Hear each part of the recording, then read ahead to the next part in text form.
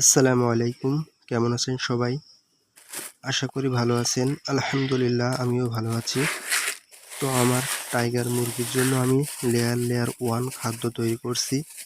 আর এই খাদ্যটি এতদিন আমি দোকান থেকে লেয়ার 1 কিনে খাইয়েছি। তবে আজকে আমি বাড়ি তৈরি করছি।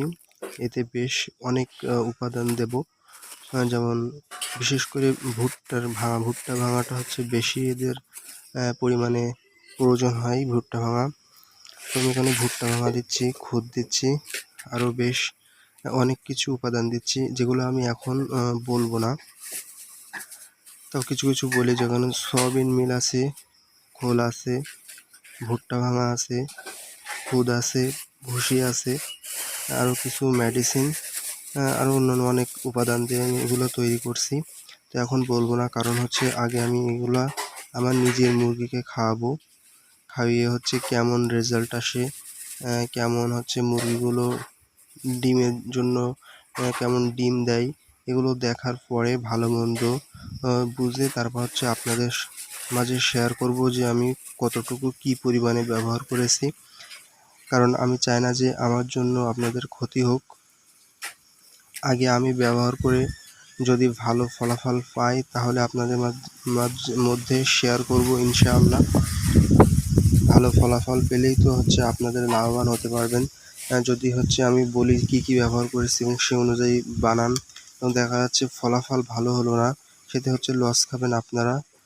দেখা যাচ্ছে আমি তাদের গুনার ভাগীদার হব, এটা আমি চাই না। এই কারণে আগে আমি নিজে বানিয়ে, যেহেতু এটা আমি প্রথমবার বানাচ্ছি, এই কারণে নিজে বানিয়ে মুরগিকে খাইয়ে রেজাল্ট কেমন আসে সেটা জেনে শুনে তার আপনাদের মধ্যে শেয়ার করব কি কি ব্যবহার করেছি।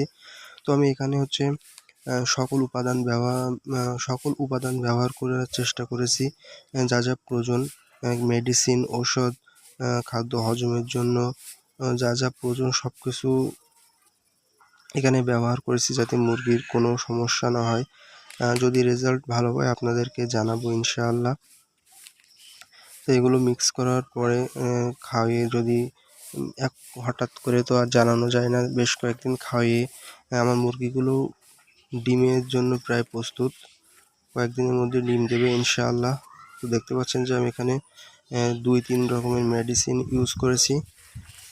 একেবারে খাদ্যে যা যা মেডিসিন প্রয়োজন সব কিছু আমি ইউজ করেছি এখানে, যাতে খাদ্যের গুণগত মান ঠিক থাকে। তো আমার মুরগিগুলোর জন্য সবাই দোয়া করবেন, আর ভিডিওটি যদি ভালো লাগে আমার চ্যানেলটি সাবস্ক্রাইব করবেন। তো ভালো থাকবেন, সুস্থ থাকবেন। এই পর্যন্তই। আসসালামু আলাইকুম ওয়া রাহমাতুল্লাহি ওয়া বারাকাতুহু।